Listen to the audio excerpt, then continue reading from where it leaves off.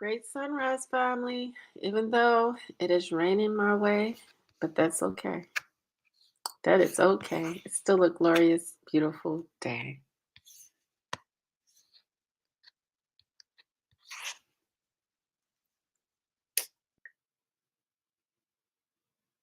Let's look and see here.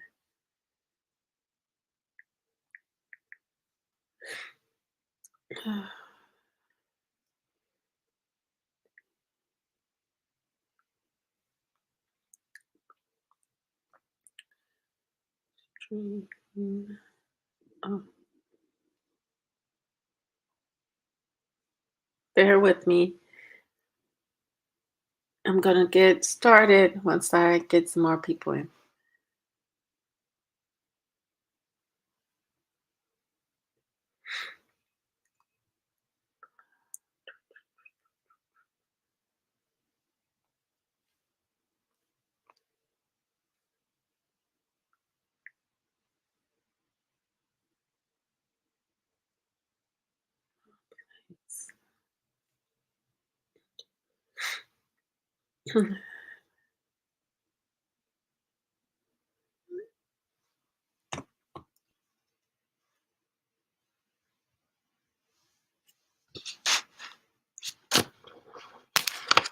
How is everyone today?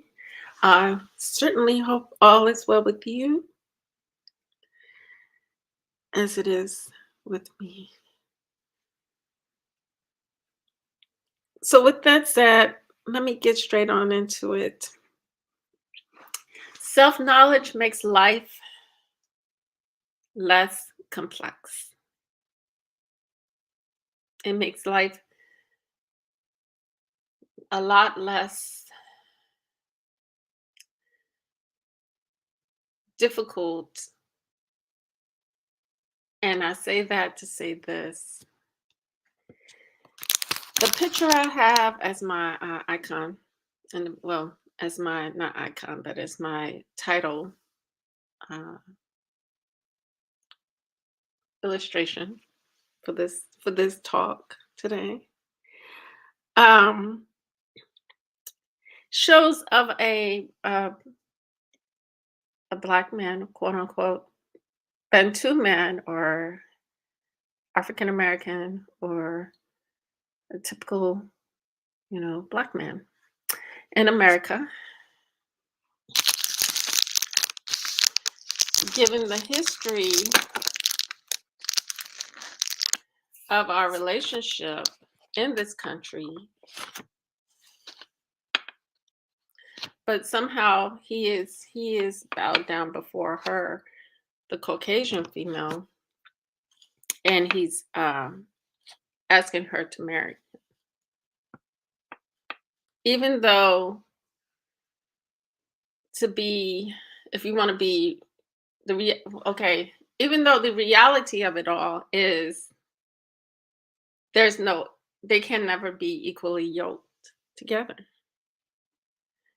Because even if you want to say in the physical world, Caucasians are known and seen as prominent as more better than our race. You can even say that, but it still will let you know that it's in a form of equality in there, form of imbalance there, that is going to be naturally there, because it's naturally, it's both physically and the unseen, which is the truth. The unseen, the spiritual, what I call the unseen, which doesn't to me mean the nothing, because you see the manifestation of it, of a thought, an idea that you have not yet seen, but it becomes the birth through a person. So we know that when we think of it as, you know, even when we know the truth that we are naturally better, naturally better, even though the falsehood in the physical existence says that we're not better, that we're not. When all in all reality we really are.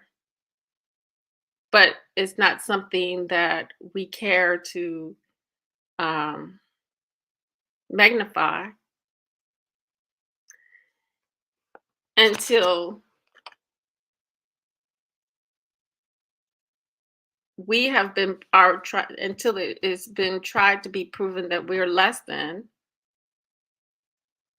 Then we have to magnify that that is not true. That is not true.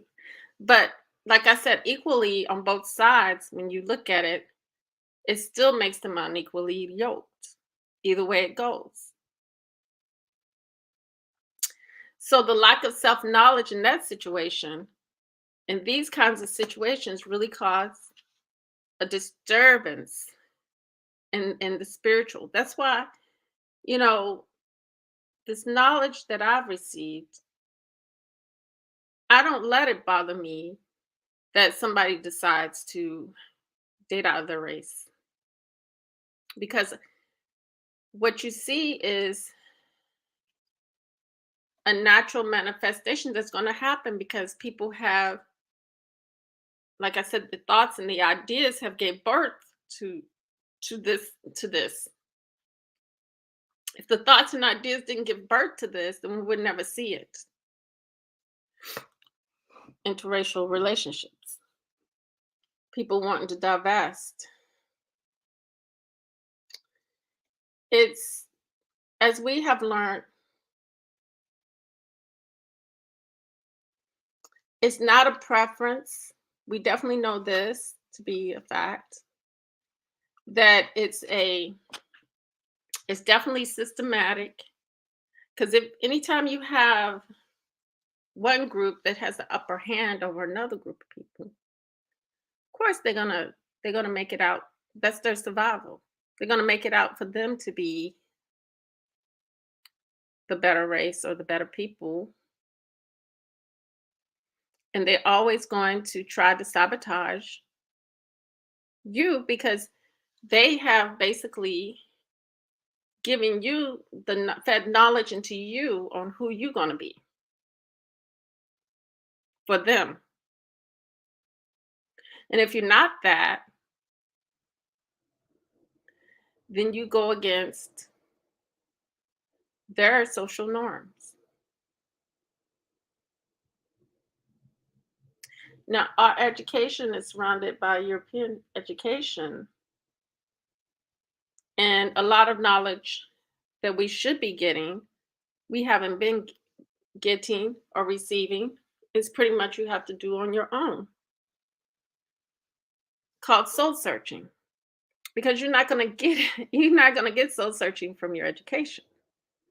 You have to seek that for yourself. Um, and that says a lot in itself, that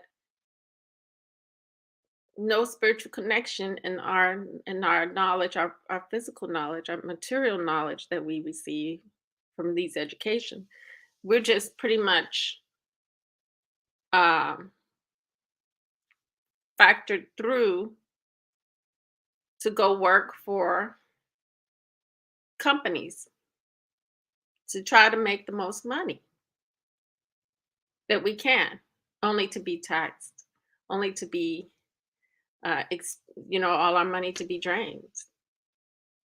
So you got to say to yourself, at some point, there's got to be something more.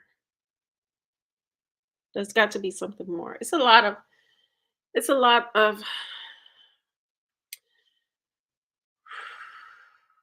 lot to process. It's a lot to be conveying.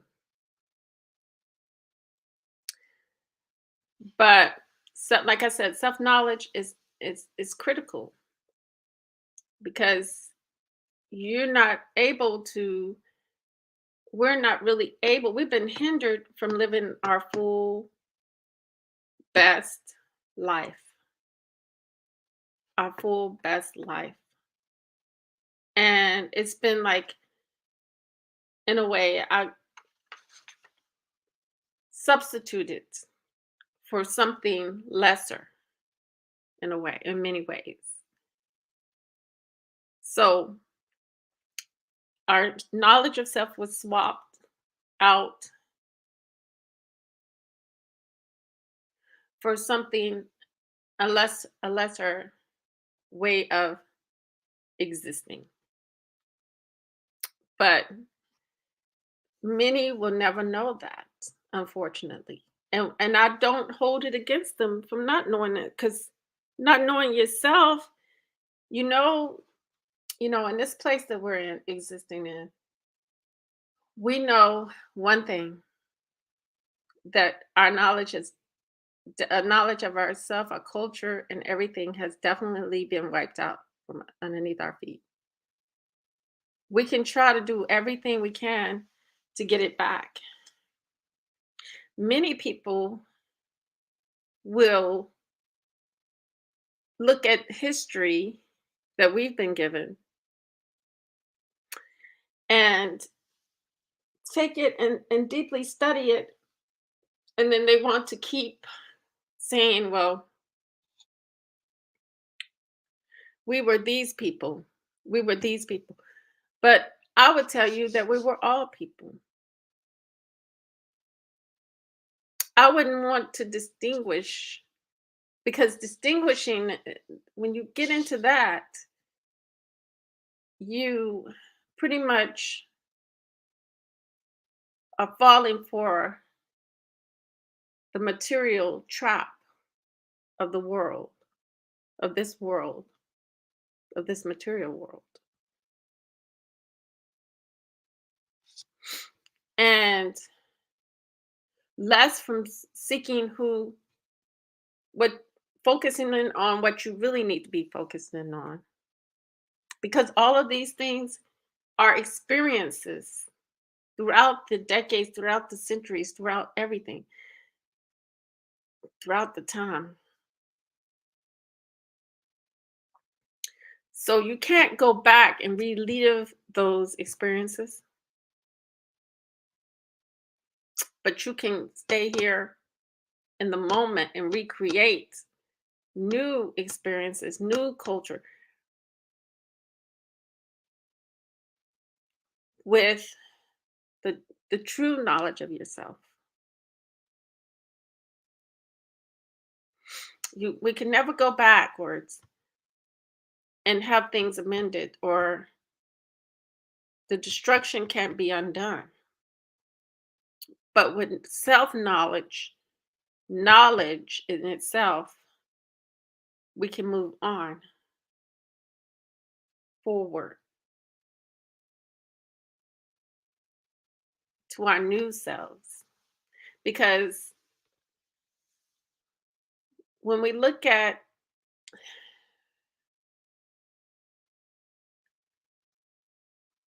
everything, should be a lesson. Native American, being a Native American, shouldn't be. We don't have time to say we were this, we were that, but we have to take what knowledge we have from that and build upon it, and not allow the mistakes from that experience to happen again.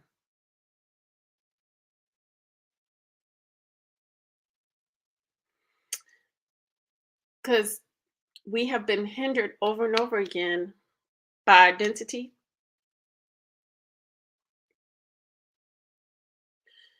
and by the material world, distractions, and pettiness. When we rise above that, when we rise above and the only way we can rise above those, not everybody can rise above. Not everybody loves self. Not everybody puts money before, put themselves before money. Not everybody puts themselves before, fame. Not everybody puts themselves before all this material stuff, all this mental stuff, mental junk. material mental junk that we're fed every day.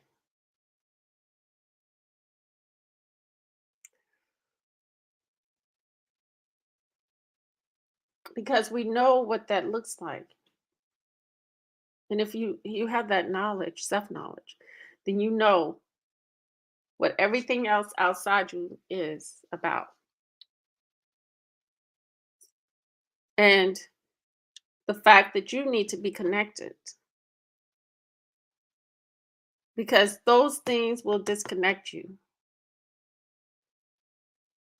You're not connecting to anything beneficial. You're disconnecting. And when you have this knowledge, it becomes powerful and you can maneuver and make better decisions. It supersedes race because it supersedes the physical existence. And all beings can't supersede the physical existence. And that's a fact. They just can't. You in your imagination, you may want them to. They want to, but I'm gonna tell you like it is. Your decisions are what sets your precedence. Your decisions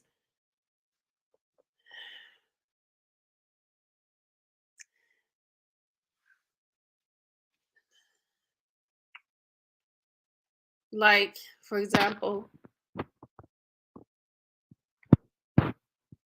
many just chose to stay on the continent of Africa. When we look at historically people traveling around and trying to find the place of homage, what place they're going to go and stay, homage, where they're going to go and live and plant their feet. I sent you the link, DOD. People wanted to where they wanted to plant their feet. You make your decision according to your how in tune you are to nature. We know our nature needs the sun.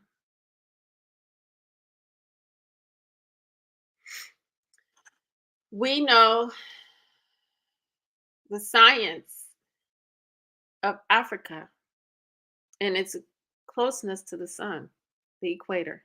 We know the science of all of that, right? It's all connected.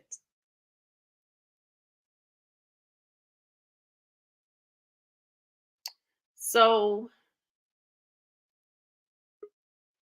we also know that when you move to certain areas around the world, in certain areas, so certain away from what we call the motherland on the earth, because we even if we look at Pangea, all the land masses broke away from Africa, because Africa was it's on the core. It's solid.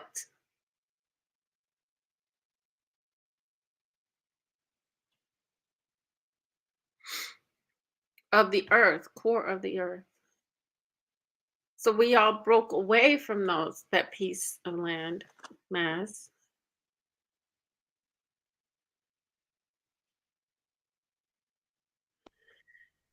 And many made decisions for their survival or made decisions because they thought it was the best decision to make. And unfortunately, in those decision making, not being in tune to what would be the right place for them to settle or live, or who knows what drove them to the Caucasus Mountain area to settle. Who knows what what propaganda was spread back then that made them want to live in that area and have to end up suffering from um, extreme cold weather, a hardness of survival. Who knows what made them make those decisions? If that's if that's you know a true story or not, I don't know. Me myself, I have a hard time with that story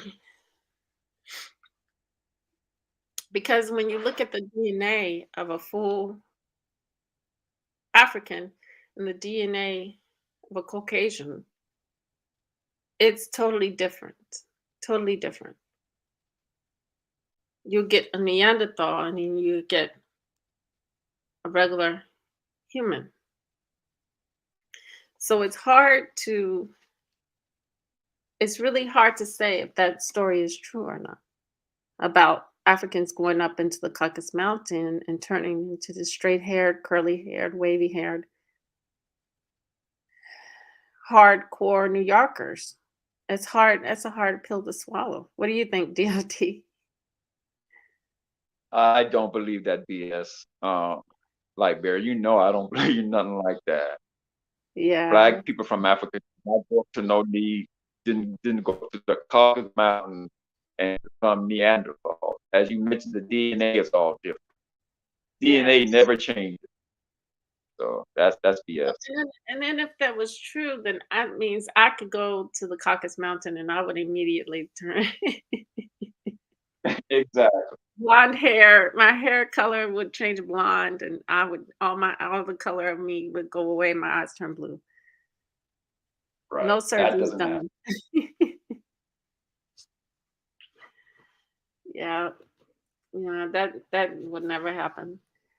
But yeah, self knowledge. I was saying it makes life a lot less complex. When you're confused, like there's a young girl, she's in a foster home, and I know many kids, white kids, they're probably in black foster homes. Many black kids are in white foster homes, but people do not know the mental uh, effects that these children have to go through. It's like an identity crisis is there. Definitely an identity crisis. I don't care if it's a white kid in a black home. That kid is still going to want to be more like the people that she lives with or he lives with because he doesn't know, that child doesn't know who they are. You know what I'm saying? Right. It goes both I ways, but agree. Caucasians know who they are, period. And the importance of us knowing having this self knowledge is because Caucasians know who they are. We're not on a fair playing field because Caucasians know who they are, so they're going to work. They're going to survive and move accordingly. Accordingly, while Like we there are many examples of black people whenever they get into relationships with white people, they always become white people. They always want to act and try to be like white people, but white people rarely change and try to be black people when they get into interracial relations. exactly, Why is yeah? yeah. But you have some that want to be black, though. You know that better. Of course, yeah, You but forgot about for the Rachel majority, and the Dolazar. majority, right? But I mean, but yeah, but it also too it depends on what level you're raised at. You know what I'm saying? If you're Right. raised in the hood or if you're low income, yeah, you're gonna try to Yeah. be black.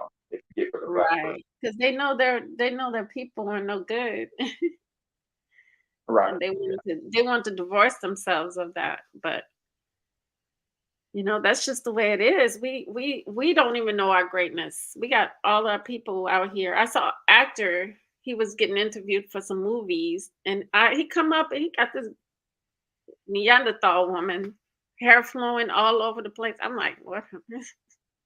Like Benji or Lassie. Yeah. I was like, this brother. I thought, before he mentioned his wife, he at first he was mentioning just him in the movies that he's playing in, and I was like, this brother, because he's playing a cowboy. I forgot what movie that is, Oh, but he's gonna be mhm. playing a cowboy, black cowboy. It's something that a movie that's going to talk about the history of black cowboys and stuff, and how the important part we played in the uh, and stuff like that. But he was talking, he was pumping weights and everything, looking. Then he brought her in. My wife is this and this and this. I'm like, oh my goodness, I should have known. He got that twang in his talk.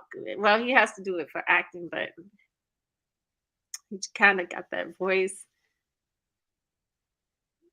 that kind So of. you kind of felt something was wrong with him, and when he brought his white wife into It's the picture, Yes, that confirmed it for you. it cleared it up for me. It was like, yep, I should have known. It's just like we go through this world blind, and we go spiritually blind as well, because we don't know that who we are and the capabilities in the spiritual world that we have to formulate our own world. But they think in their minds that somehow this is better option than a black woman or a black man, because Right. in the spiritual world, like I said, they can't amend anything because the damage has been done to us as a people. Money is throwing money is throwing water on a grease fire. You know, Mm. it's not going to Right. go. Yeah. You know, it's just going to make it worse. And I had to think over that because I was so mad at the people who, why aren't they giving us reparations? But I had to think on it that we as black people, we've come a long way. We've done all this ourselves, you know. Uh, no help from the Caucasian, you know. Um, so if we've done this ourselves, it's been a hard road, but even if they wanted to come and amend these things, it would be the same road. It won't change anything for us. We're still in the same system, having to spend the same thing. Now, what has to go is the system, Right. program, and like you said, the people. Yeah. They need to fall asleep with some melatonin pills and just forget about tomorrow. Exactly. Exactly. Just forget about tomorrow. Yeah. So, yeah, that's because a lot of our people, like I said, are blinded spiritually and blinded physically on who they are. Spiritually, they thinking that we gotta die to have everything that we want. No, that's not true. That's what something they made up. Spiritually, they got our people thinking that they're cursed to be who they are by some god outside of us. And our people thinking anything can be their god. And then not knowing, you know, that you create your own world, not these people. They don't set up stuff and give you stuff and tell you this is the way it is and live it Right. and make you and show you pictures of Becky running in the sunset. and that's who a lot of guys want. Yeah. Or Dan running down the beach and thinking you're gonna have this grandeur, life of grandeur somehow Yeah. with Dan. It's just like you don't know how great yourself is, and we're here being hindered from that. And I'm not Yeah. talking about how great your black skin is and how great you are in athletes, being athletes, how great you are, the first person to do open heart surgery.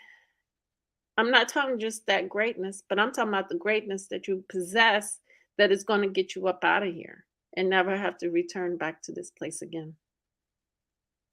That greatness I heard. of suffering. And that can happen. That can happen now. That doesn't have to happen when you die. Right. That is possible anytime. That doesn't just happen when we die.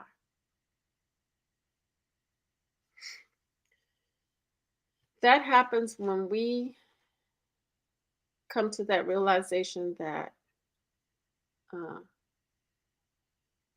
we trust ourselves and our powers that we possess and know that this is not fiction. This is not um, what they say.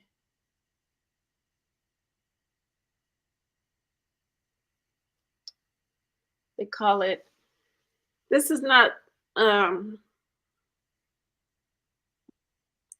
science fiction, I should say, or something that is not possible. This is really possible for us. I But agree. we don't look like in 1970s there was a man. I can't think of his name, but he was a black man, African man. And they did everything they could to kill him, but they couldn't kill him. They couldn't kill him.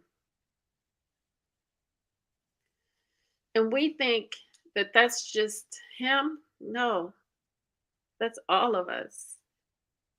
That's all of us that have those abilities, that will be able to have those abilities someday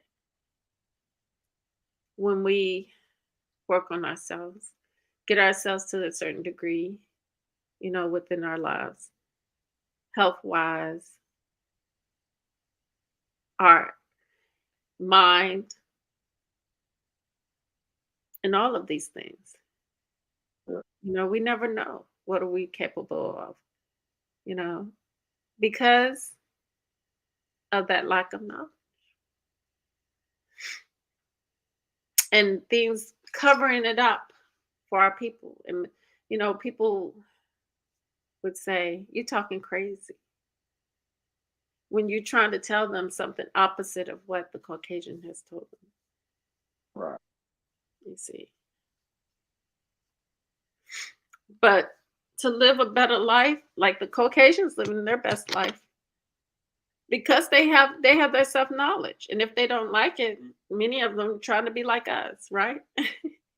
Right. At least they have self knowledge, and they are actually, you know, being able to move in ways upon that knowledge of themselves.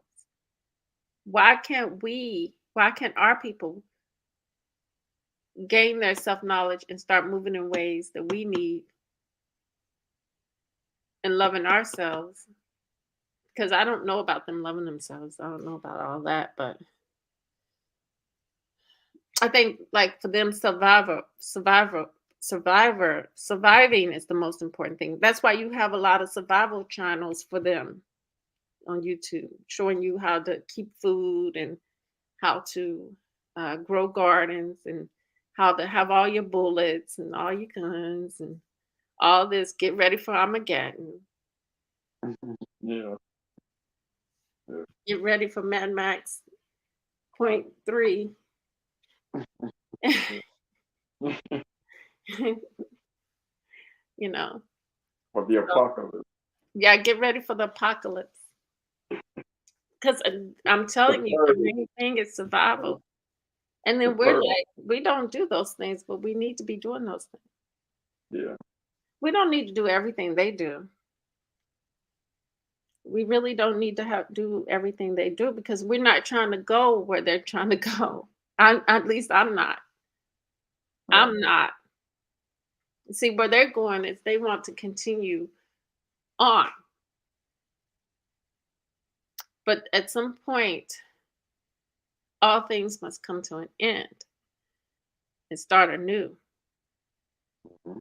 They don't want to start anew. They want to continue in the same way.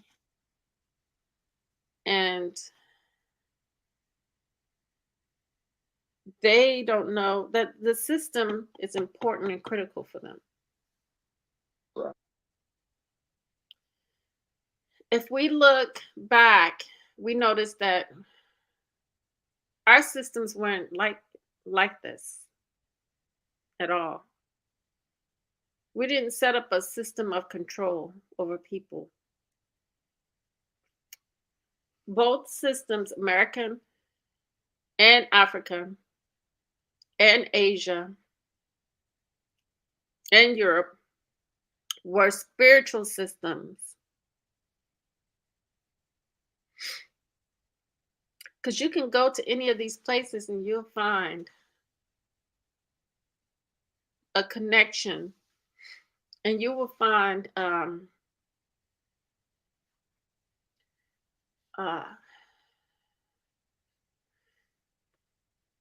artifacts and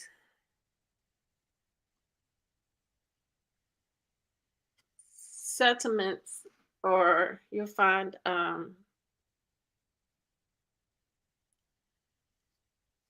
like I'm trying Stonehenge, for instance, like Stonehenge, and then you got places in Asia. Hold on.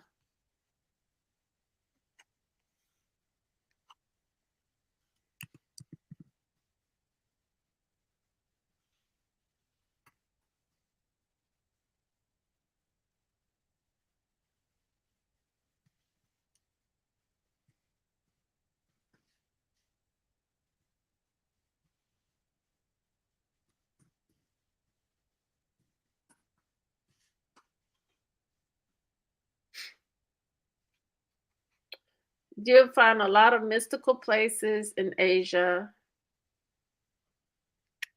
Um, there's places in Africa.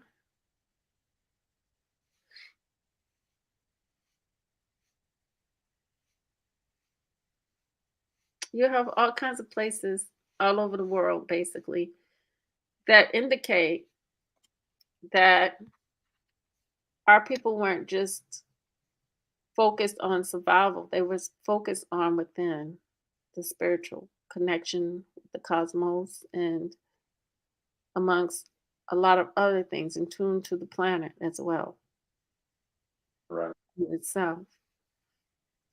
Yeah. A lot. In fact, all other races, for the most part, are in tune with nature, except for Caucasian. Yeah, because all other races, their foundation is us. Right. They would like to say the Caucasian we're their foundation, but they put this ape looking woman on, and I'm like, I don't think so. Yeah. They try to say that we come from apes, but there's no way. No, not at all. Because if that was the case, then will we still be like that? You And would then think when they did their own test, they found that their minds were closer to a chimpanzee. so. They're right there at 5. So their own research proves With their own research, they try to prove us to be lower than them. and found out And that they were more than us. we were 9, they were 5. We were far away. Yeah. So, you know, you can either, what happens to a lot of these divestors is they fall for the trap of the physical world. That's the way I see it. And um, because that's there's going to be traps. What did I just finish saying was their survival is the most important thing. So you're going to have traps, but our people can't believe that these things are placed there so intentionally for them to go into relationships with these people.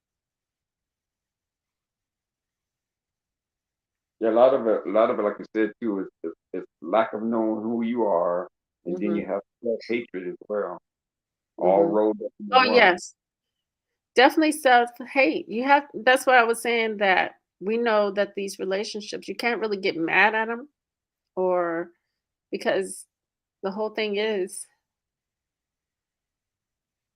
that's their choice in life. And Right. unfortunately, it's an unfair choice for them because they haven't really been given truth. And if you ain't given truth, then that's not love. Mhm. There's no love in that. So how can you? And it's placing you in an unequally yoked situation. Many of us, even with black relationships, black man and black woman, we still, because the damage has been done, we're not equally yoked, right? Because spiritually, what they have done is through slavery, they were breeding us together, breeding us. They tried to do it in a method, but they did it in a method that you would treat animals, a physical, the physique, the physical, focus on the physical. So that puts an energy out amongst us and amongst the people that they did this atrocities to. You see what I'm saying? Right. So now our relationships whereby they did good after slavery because they did good because they didn't have the factors we have today. They did good with their relationships because they depended on each other. They knew that that was our enemy and we had to be closer to each other. We needed the man needed us. You see what I'm saying? Right. So they come in and they break that up after that, after all those years. We get into the 50s. We get into the 50s and they try to break up that. And they make this new world where, the woman, they kill the man and then the woman and the kids are alone. They did many of that in the 20s, I would say. But Yeah. when you get in the 40s, they start, you know, always, there's never been a time when they didn't stop breaking it and affecting the family structure. There's never been a time in our existence when they never have stopped breaking down our family structure. It's never, I can't give you a time when they never stopped trying to do that. They ever stopped, you know. And we are participating in our own demise and don't really Yes. contributing to it. And making life harder. You know, Okay. there was a man I was speaking to when I was at the VA, and he was telling me, started talking politics to me. He started talking politics, and I said that, he said that He disagrees with what Putin does, right? But you're a black man. We've seen this atrocities done to our people. But all of a sudden you want to say, what about the women and children? We got women and children over here too in America. You think I'm worried about some Europeans in the UK, or Europeans in France, or European in Austria, or Ireland? You think I'm going to care about their atrocities? Should I care about their atrocities? Nope. No. So the same with the Ukraine thing. I don't care. They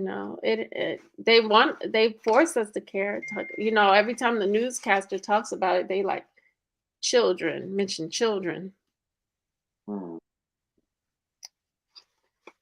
That's because it pulls at people's heartstrings when you talk about children. Yes, they're trying to pull at people's heartstrings. Yeah.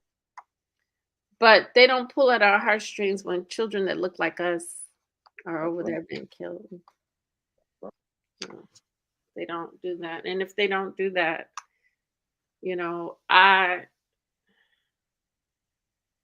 they lost me. They can miss me with all that. They really can. It's just it stirs something up in me, but I could care less, really, because it doesn't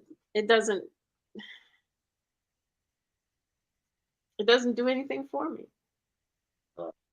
It does nothing for me to care. You know, when it doesn't make it feel better that they killed a lot of black children over in Africa. It doesn't. You know, the atrocities that our people have to endure, and here in America, still today. And they say it's black on black crime. Yeah. And then they expect us to care, and some of our people do. The lack of knowledge is powerful.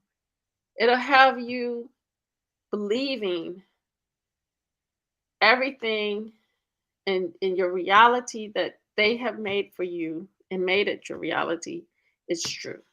They'll have you believing all of this mess. You see what I'm saying? So there. Yeah.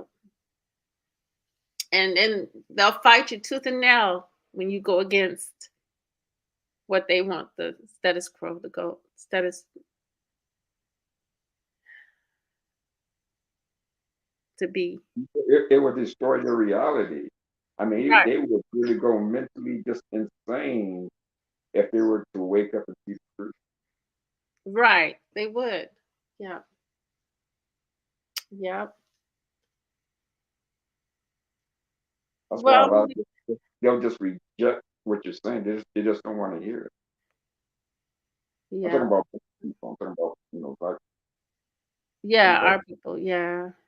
people. Yeah. That's why I don't give any Caucasian any kind of accolades, any kind of credit for anything. Don't, because you may think they good on the surface, but believe me, they probably taking a whole lot of pills for psychoticness. Right. Yes. Right. That's how that's part of their surviving and trying Yeah. to be on our level. Well, trying to be on our level, on the level they pulled us down on. Let's say that. So it So like you is. said, they have to be psychopathic to have committed some of the atrocities that they've done. And, Mhm. and be able to feel good about it. You know what I'm saying? There has to be something wrong with the person so we go out and murder a whole entire race of people and not feel anything about it. Cut off a 3-year-old girl's legs, cut off her feet, cut off her arms, and then send it to her dad. Mm. You have to be They just don't have. They don't care. They always do this to animals as well. In Africa, they do it to animals. They do it to everything. And then our Hebrew Israelite family members, they want to say we're cursed because of what behavior? Yeah. You got to say what behavior? Is that fair? Is that fair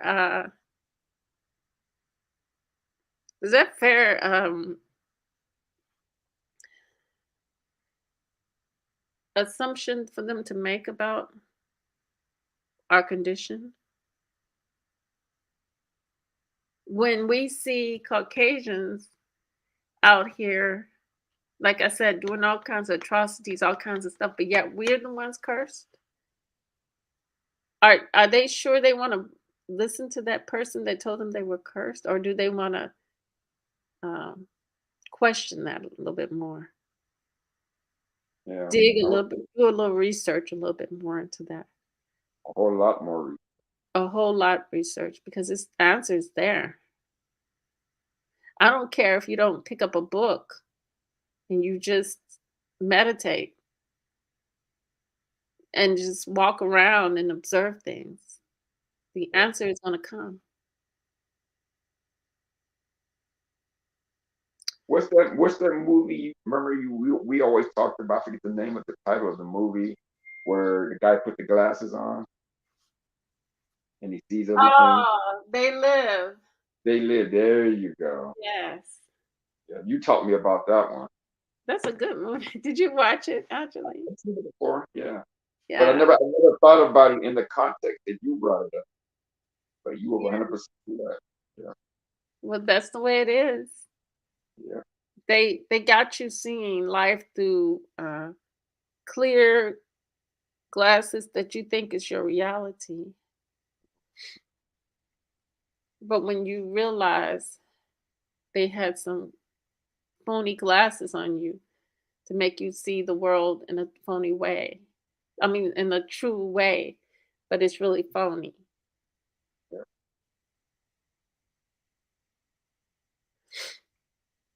And you can start feeling it because you can tell that the energy has risen high on this land, on this earth, that we can now start to feel it.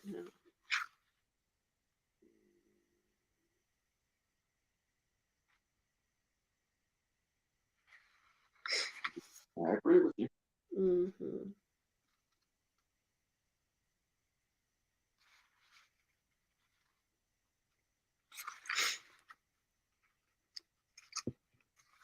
I got this book.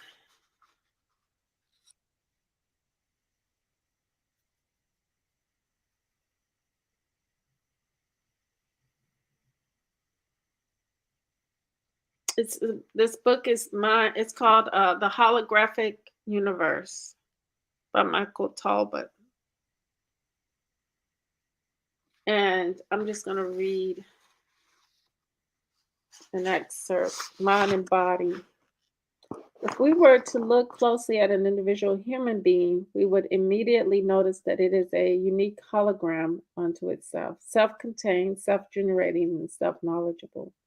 Yet, if we were to remove this being from its planetary context, which was what happened to us, we removed from our context, we would quickly realize that the human form is not unlike a mandala or a symbolic poem, for within its form and flow lives comprehensive information about various physical, social, psychological, and evolutionary contexts within which it was created.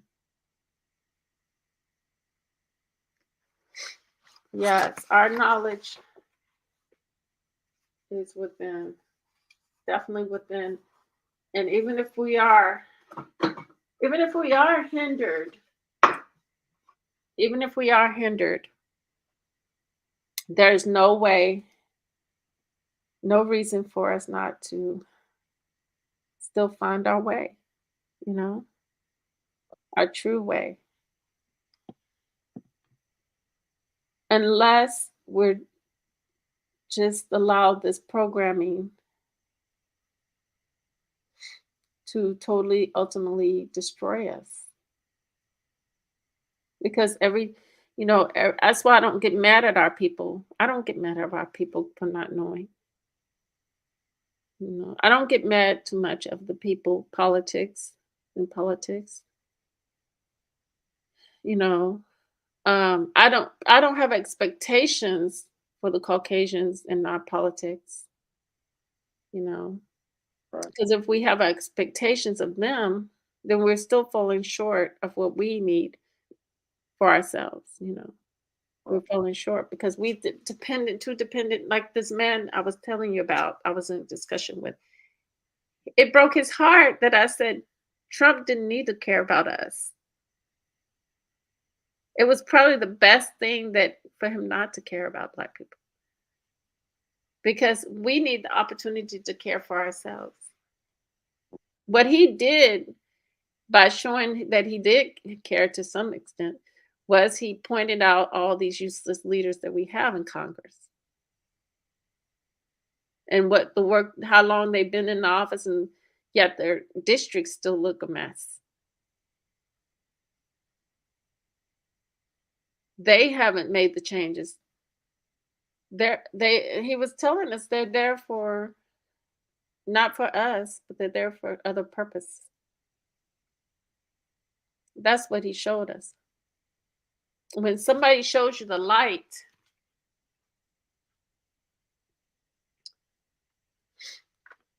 that's when we should that's our opportunity to take it, that light, that information.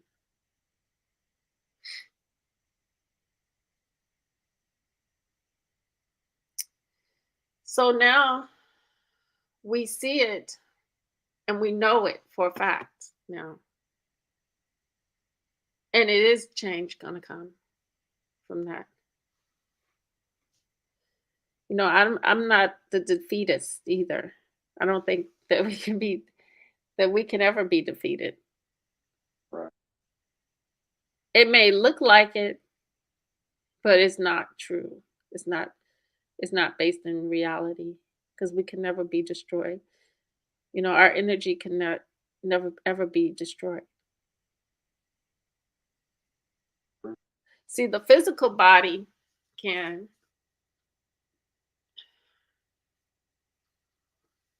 but not your true self, DOD, not your true self within. That can never be destroyed. Just our outer shell. But we move on to other things, you know. Um, but it's a shame that most people will never know these things, a lot of these things, until that time comes for them to go to pass through this place. But it's a plus when you can know these things and start making action upon them here in the life that we're living now and experiencing. You know what I'm saying? Gaining our riches and everything. I had actually shared. There's a guy from South Africa. I ended up having to send him this book. Let me show you. I was going to have him do an interview. I don't know if he still wants to come on and do an interview with me or not. I think he said he wouldn't mind, so I have to get with him on that. But I got him this book.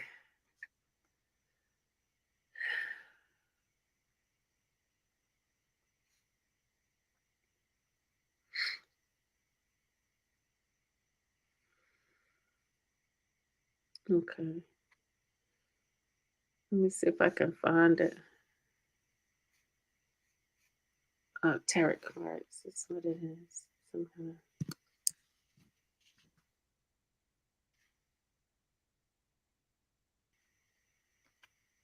Oh, ritual.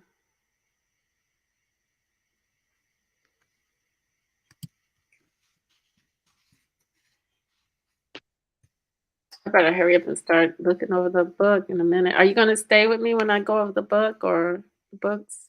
I'll be here. Oh, okay. Hold on real quick. Let me see.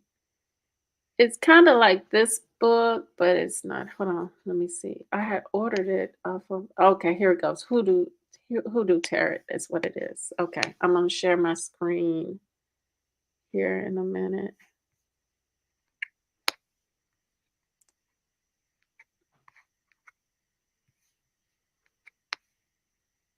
It's called Hoodoo's Tarot. I'm only gonna read a couple of pages because it's a lot from the Intuitionist. Have you been following along with that story? Which story? In the Intuitionist. No. No, not really. No.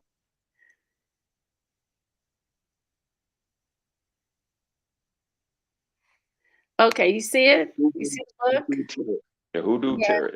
Yeah, Hoodoo Tarot. We got to get into these mysteries. We got to be doing this magic. This magic has worked for me tremendously. It works in your house. Like Funky Friday. Y'all think Funky Friday is just entertainment and just sitting around and lounging and having a good time? No, that's calling up the ancestors. Calling up the ancestors, all those that went before us, that came before us and went before us, left the earth. And, pulling up a lot of music that meant a lot, brings in those spirits into your home. Whatever you need help with, because we are never alone, we're not alone. Whatever you need help with within yourself, I'm saying they actually helped me this weekend.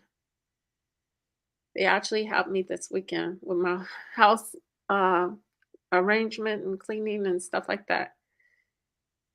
Just that energy, pulling from that energy helped me out tremendously, built me up because my week was last week. My week was pretty much a low period for me. You know what I'm saying? It was a low period for me, and kind of feeling like in the middle, like kind of depressed, kind of um, I just needed to get out of that rut. Uh, self doubting, downing.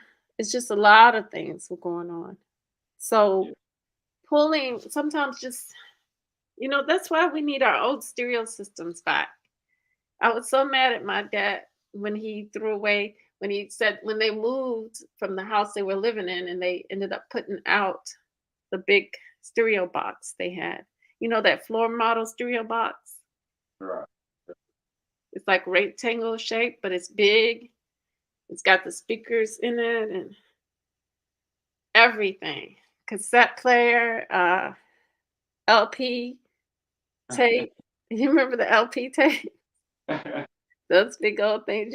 Can you believe people used to stick them in the car? I know. I remember that. I remember those days.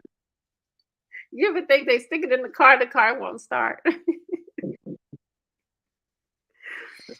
But so those things, music is a big part of our spirituality. Right. So, and then dances too. So I got away from that as a child. Like I said, as a child, I used to heal my woes, whatever I was feeling with that. Because spirits will come to you, great spirits, not these. I'm not talking when your mind is demented. Of course, you have the the ones that are messing up your house and making everything shambles. Your kids are cussing and your kids are fighting. Yeah, those spirits. That's from the world that we're in. That's from the world that we're in. But the ones that we obtain within us, we need to awaken those to come and help us in our time of needs, whenever we need, you know. And it does work. It really does work. I don't care if you're in a car, you know, or you're in your house. whatever situation, you have to remember things, little things, like kind of like the little things that people give you, keepsakes. Like they may give you an angel to put in your hand or Yeah. something, and it may have like a purple diamond in it or something like that, and or something that you can hold and um, but it's sort of like that. But this is in the spiritual, the unseen, the unhold. You can't hold it in your hand. Although some things that you hold in your hand can help you, there's other ways, and that's in contacting the ancestors within you and pulling them out, to help you. Who is Yahanaki? Yahanaki. Y'all pretty good at acting, but my father taught his son everything. God of Israel is my father. Well, good. Keep believing that the God of Israel is your father.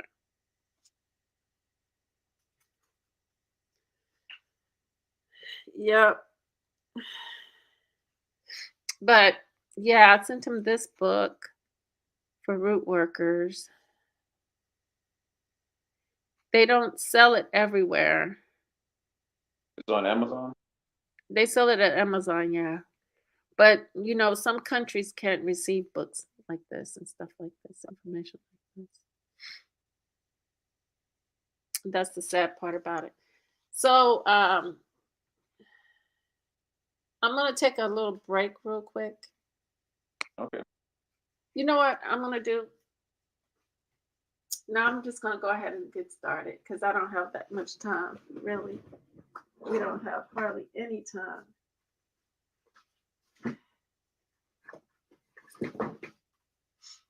So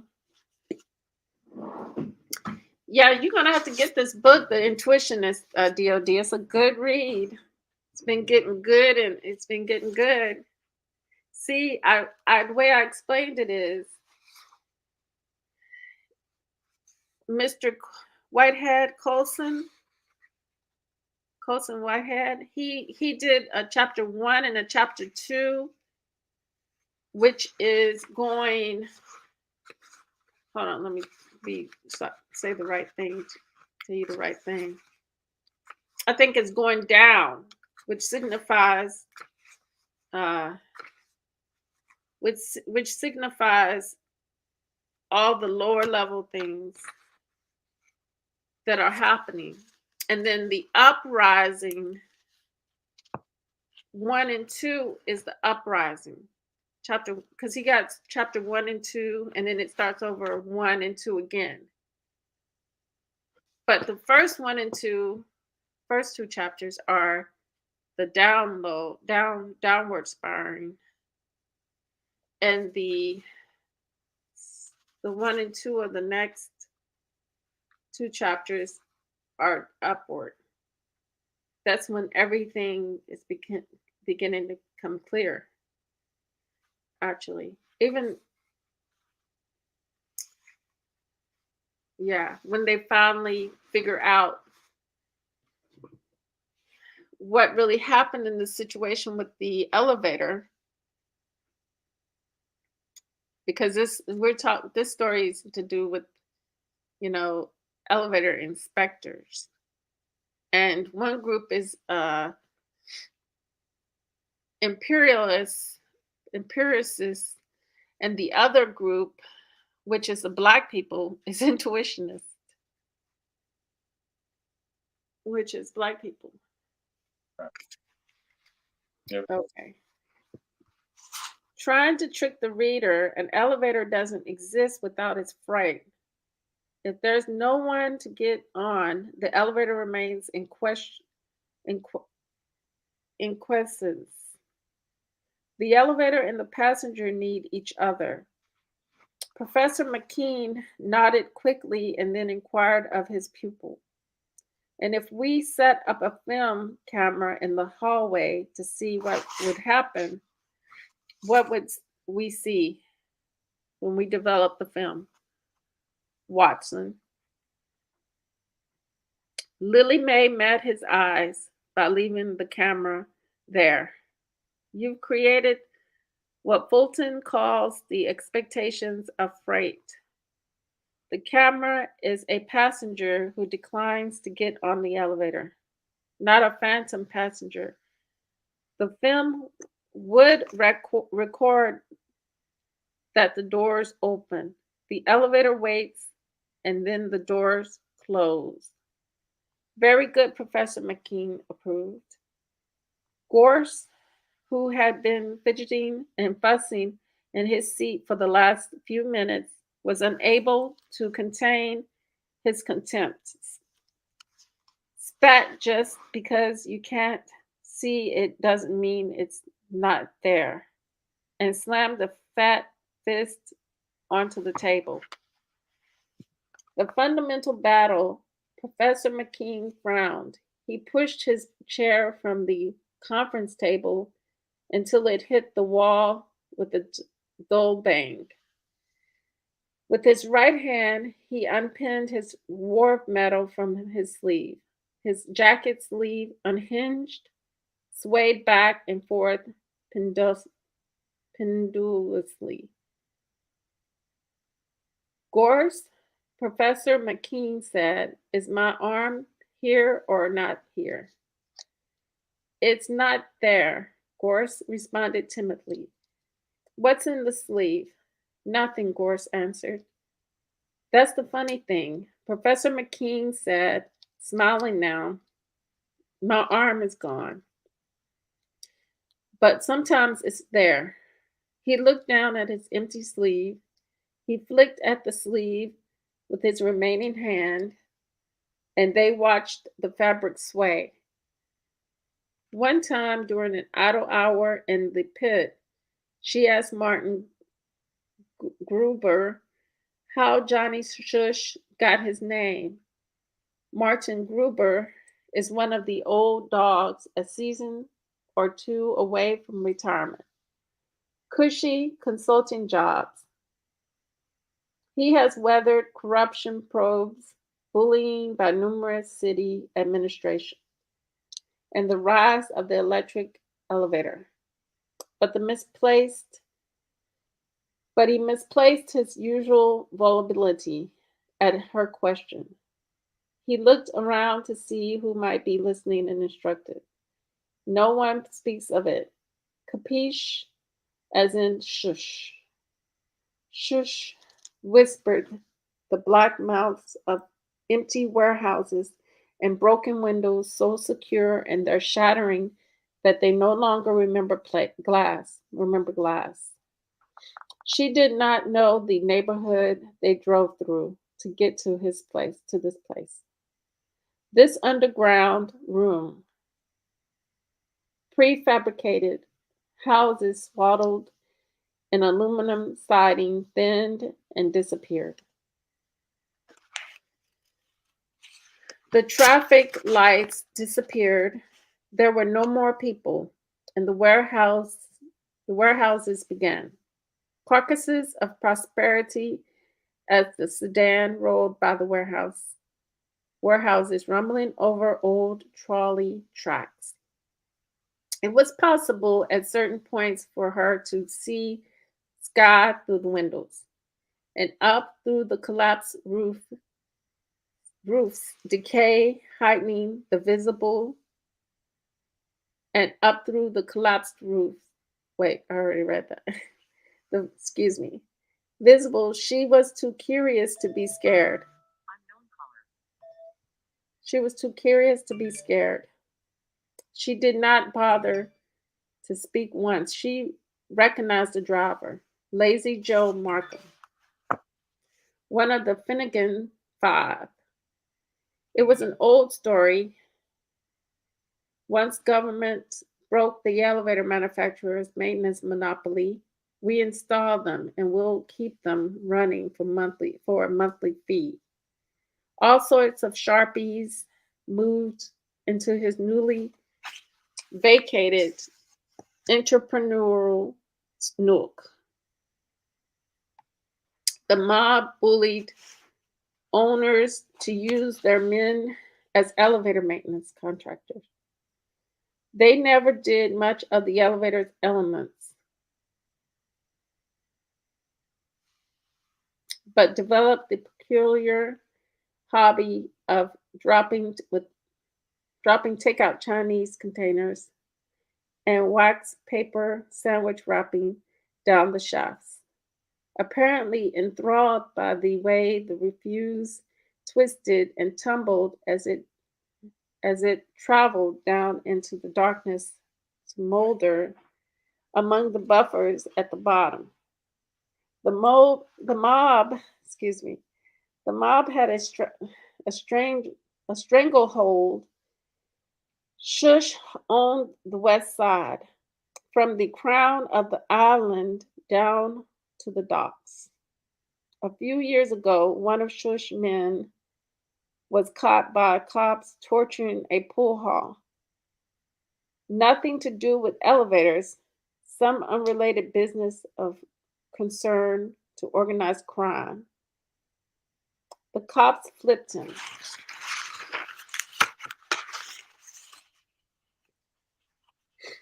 And he turned state's evidence. The nervous Stooley captured the Finnegan Five on a magnetic tape, sharing war stories about the delightfully gusty entrails of a new luxury high-rise. Lily Mae couldn't recall if the Finnegan Five did any hard time. More importantly, they did not rat on Johnny Shush. This one, Lazy Joe Markham, apparently had been rewarded with his silence by getting a chauffeur job. Mr. Reed telling her Shankray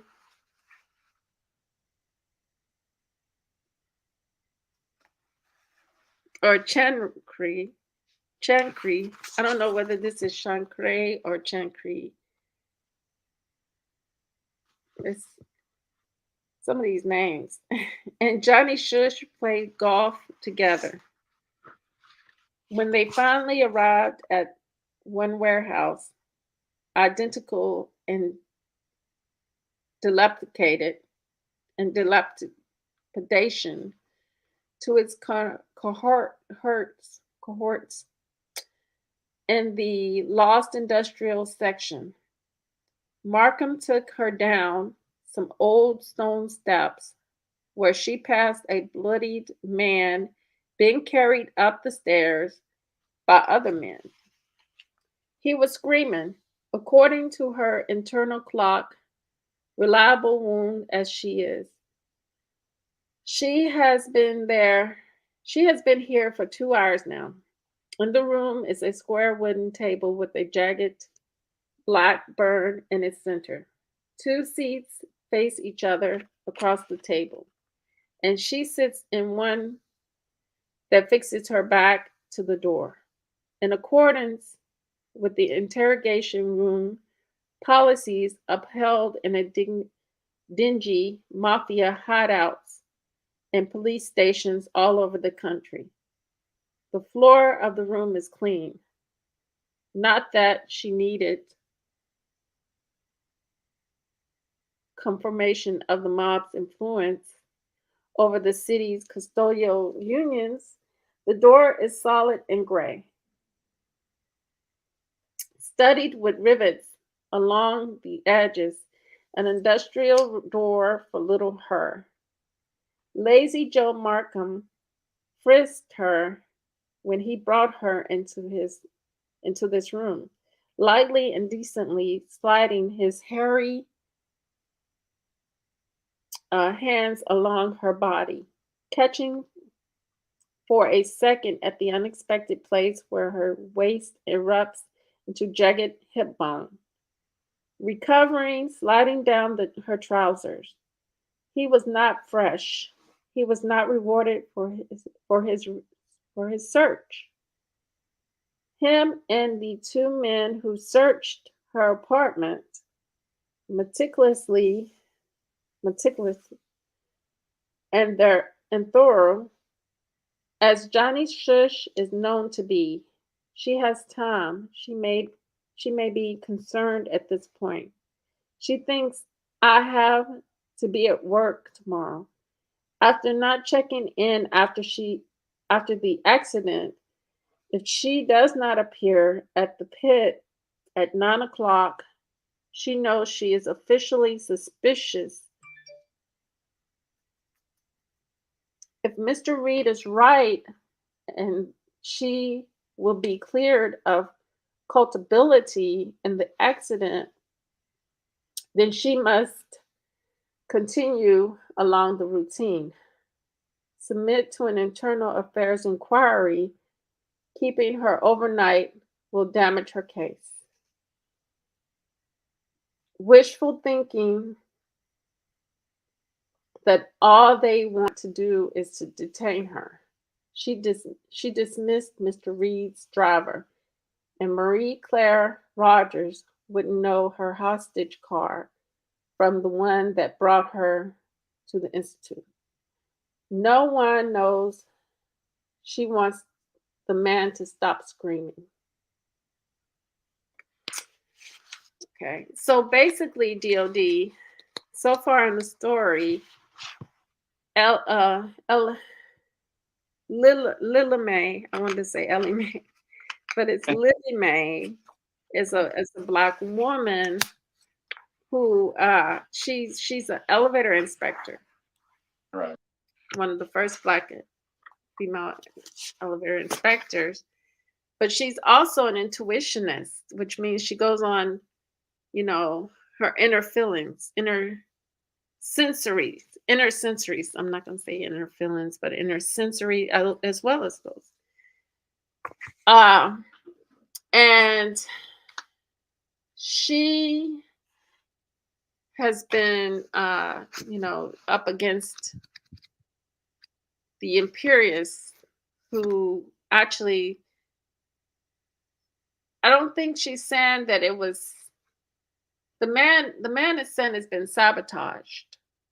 The elevator was sabotaged. That she inspected because they don't think that you can inspect an elevator on intuition alone, or on your just a feeling or a sensory of it.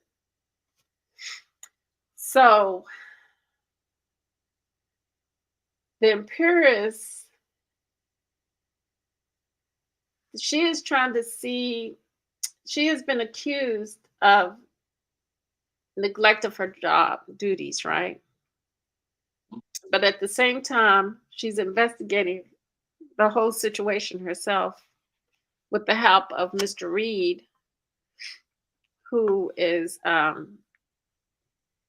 who works for, I think, one of the Intuitionists.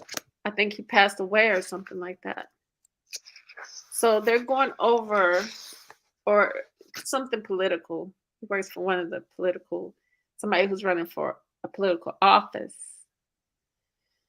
So basically, he's helping her out because they want the Intuitionist to get in this position, So she is also digging to clear her name and clear herself of, all of this stuff that she's been accused of. So it's coming along nicely. It's coming along nicely. Yeah. It's a long book. But, day by day. So now I'm going to get into Mansa Musa real quick. Okay. Mansa Musa, I read like just very little pages at a time. This is the Mansa Musa book. Let me show you. Let me open my camera. You've seen this, haven't you? You seen that one? Mansa, no, I haven't seen that one. Okay. Yeah, I'm doing his reading. Now, pretty much the beginning of it was talking about his lineage, talking about his ancestors, those who came before him, and how he ended up taking the throne. But he ended up taking the throne. It's kind of funny because I like to say that this guy, he already knew what he wanted to do. He already knew that he didn't want to come back to the land. He wanted to explore. And I was saying that he probably did make it to either Europe, and they could have been, it could have been Europe that they went to, or it could have been the Americas that they were in, and he decided to settle there, his ancestor, because they said that this guy put Mansa Musa in charge, and then he went on that voyage, because they didn't have men return back. So he went on the voyage himself. I think that's how it went. And he never did come back. I think they only had like a few men return from their voyage. Yeah. And I was saying he already set that up, because he already packed his bag and knew that he wanted to go to some other place, and put Mansa Musa in charge. And I thought that was kind of hilarious, because they said he never did return, and nobody, no nothing. So he didn't ghost him, huh? He said, "Here, Mansa Musa, you be in charge. You're the next to the throne," because he actually put him in, and he left. And okay, this is chapter 2, Mansa Musa. This is when Mansa Musa comes to the throne now. And has the story of Musa come to you? When he saw fire, he said to his family, "Stop, for surely I'll see a fire. Haply I may bring to you, therefore, a live coal, or find a guidance at the fire." So when he came to it, a voice was uttered, "O Musa, surely I am your Lord. Therefore put off our shoes. Surely you are in a sacred valley, Tuwa, and I have chosen you. So listen to what is revealed. Surely I am Allah. There is no God, but I therefore serve me and keep up prayer for remembrance. Surely the hour is coming. I am about to make it manifest, so that every soul may be rewarded as it strives. Surah Taha 29:15, the Quran. It is said that the Mali Empire, at its greatest extent, stretched from the Atlantic Ocean all the way to Lake Chad. This is a big chunk of the western part of Central Africa. With it came great resources, but also great responsibility. Mansa Musa, Imperial leadership of the Mali Empire, is said to have begun around the year 1312. For it was in this year that Mansa Musa was installed inside the imperial palace at the Mali capital of Niani, where he ruled alongside his queen and wife Inari Kunete,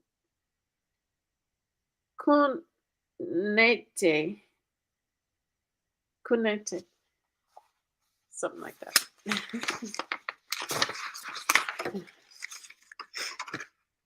In the Mali Empire, it was common for the Mansa to have a main wife, such as Inari Kunte. It may be Kunte, who would be considered the queen, along with additional wives who did not share the distinction. Not too much is known about Mansa Musa's royal bride, Inari Kunte, other than the fact that she eventually bore him a son by the name of Mansa Meghans.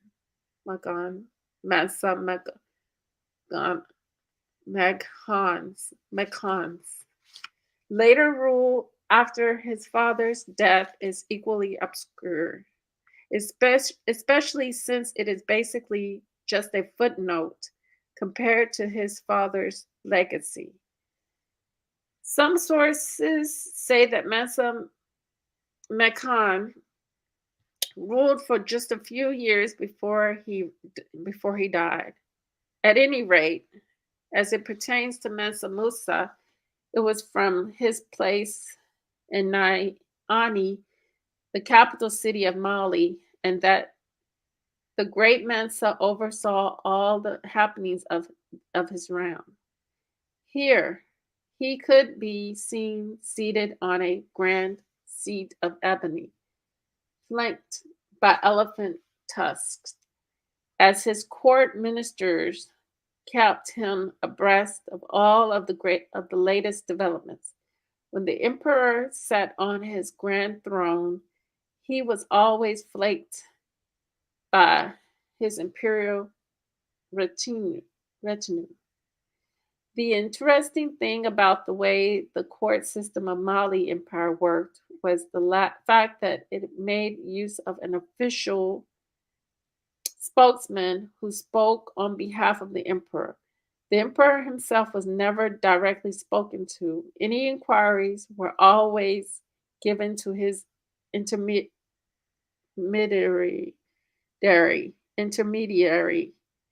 who then personally presented them to the Mansa.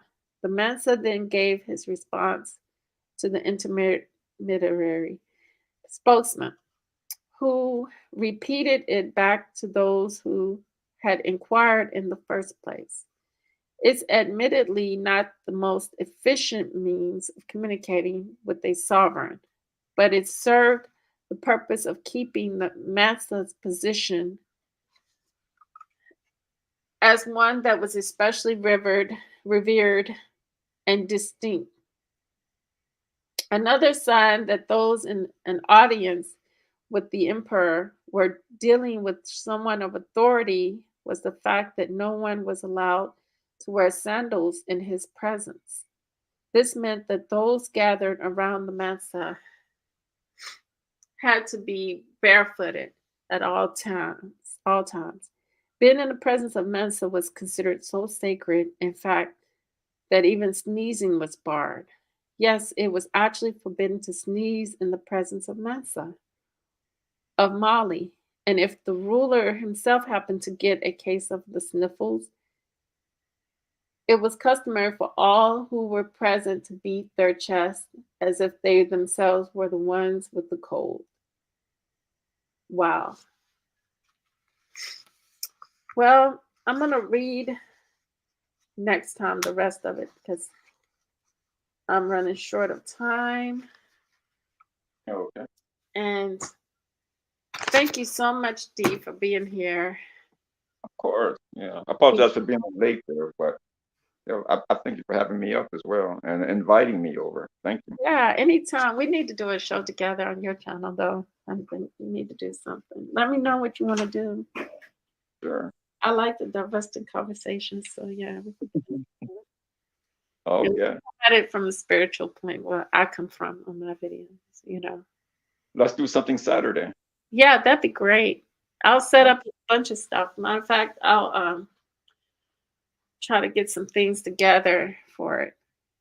Okay. And let me know what time is good for you, because anytime is good for me. You know that. So. Yeah, I will. Saturday be fine. Yeah. Okay. So with that said, everybody, thank you, Dee. Thank you all in the clouds. True love, real peace, and the higher self within the soul. Till next time. Peace. Peace, everybody.